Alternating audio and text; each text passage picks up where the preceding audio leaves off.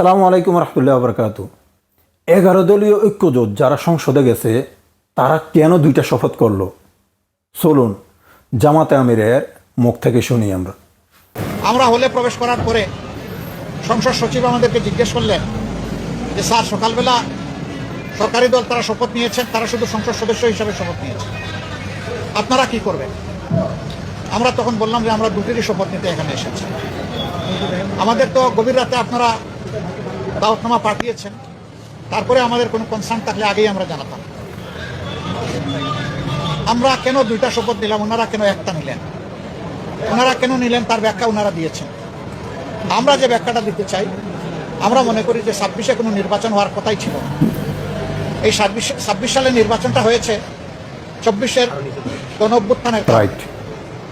আমরা গভীর শ্রদ্ধার সাথে যাদের কারণে আজকের এই নির্বাচন, আজকের এই সংসদ, আমি তাদেরকে স্মরণ করছি। যারা জীবন দিয়ে দুনিয়া থেকে বিদায় নিয়েছেন, আল্লাহ তাদেরকে শহীদ হিসাবে কবুল করুন। আমিন। যারা লড়াই করে আহত হয়েছেন, পঙ্গু হয়েছেন, তাদের প্রতি আমাদের গভীর সমবেদনা। আল্লাহ তাআলা তাদেরকে সুস্থতার নিয়ামত দান করুন। আমিন। আর নির্বিশেষে গোটা দেশবাসী ফ্যাসিবাদের বিরুদ্ধে সেদিন লড়াই করেছিল, আমরা তাদের প্রতি গভীর কৃতজ্ঞতা প্রকাশ করছি। সম্মানিত সাংবাদিক বন্ধুগণ, আমরা আজকে হয়তো শপথ নিতে ভিন্ন চিন্তা করতে পারতাম, কারণ জুলাইয়ের আকাঙ্ক্ষা এবং গণভোটের রায়, এই দুইটার প্রতি সম্মান দেখানো রাজনৈতিক দল হিসাবে আমাদের পবিত্র দায়িত্ব আমরা গণ্য রাইট। করছি। আমরা গণভোটের রায়কে সম্মান করেছি, জুলাইয়ের আকাঙ্ক্ষাকে সম্মান করেছি, যারা আমাদেরকে ভোট দিয়েছেন তাদেরকে সম্মান করেছি, এবং আমরা একমত হয়েছি যে এই শপথ নেওয়া আমাদের কর্তব্য।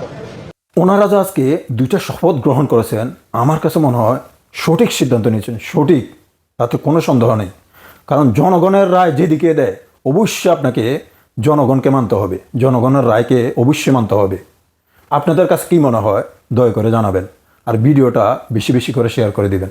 এর মধ্যে দেশপ্রেম আছে আর কাদের মধ্যে দেশপ্রেম নেই, এটা যেন সবাই জানতে পারে।